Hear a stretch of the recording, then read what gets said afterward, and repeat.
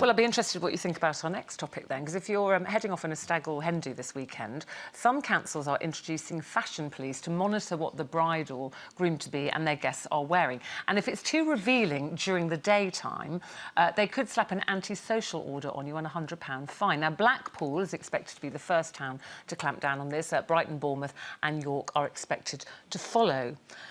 Killjoys, do you understand that? You know, do you want to see people like this in the street during the day? And not just girls, there's boys as well in mankinis and all sorts of bits of flesh on show. Are they being a bit killjoy? Oh dear, I don't want to see that. It's just not right. It's just a bit in your face, isn't it? It's a bit like when you see people like really heavy petting in front of you in a cafe or something. There's something like, go and get a room and do that, you know. It's like you just don't want to see it. And I think there are a natural kind of... You just sense that your barrier is being crossed. You feel impinged upon by their behaviour, maybe. And also, of course, it's usually accompanied by a lot of shouting and loudness as well, which is like... You know, back away. And John, Colin, you're from Blackpool, you know, so but people. I just like that every I mean, it brings millions of pounds into the local economy. So surely businesses are going to say, "We don't ban them. They're having fun. They bring a lot of business to the town." I think when I don't live there now, but when I did used to live there, it was kind of fine in the evening. You know, that's when the adults are out, and that's when you know they're going out to celebrate. But honestly, when you used to walk through the town centre during the day, 11 o'clock in the morning, when Kira was really little, and you would see a group like that coming towards you of male and females, again, it was kind of like... And you know, you've got your kid going, what's that? And you're trying to explain it. And it was just a bit...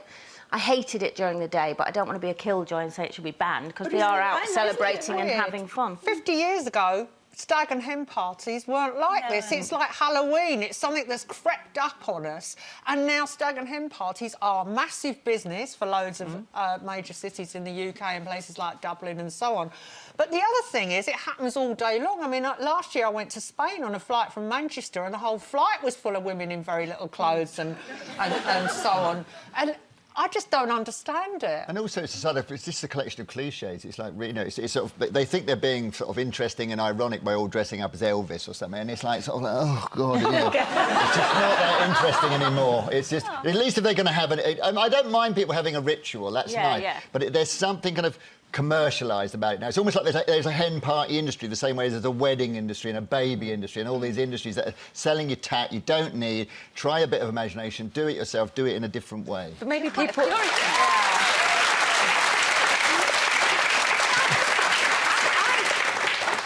I think, I mean, during the day, and I mean, I used to go to Blackpool every year with my parents, but that was our annual holiday, and I used to love all that stuff down the Golden Mile, people dressing up, and because it was appropriate down the Golden Mile and in the Pleasure Beach and all that kind of stuff. I agree with you that if you're living there and you've got children and you're going out with children in the town centre and everything, and it's in your face all day, it must get a bit wearing. It is a bit wearing, and it's a really, you know, you live there and you want to say to, if you've got relatives over, it's not like this all the time, but it started to become what it was like that all the time. Well, if you think that the kind of bride dressed up with L plates and the bridegroom tied to the lamppost is stereotyping,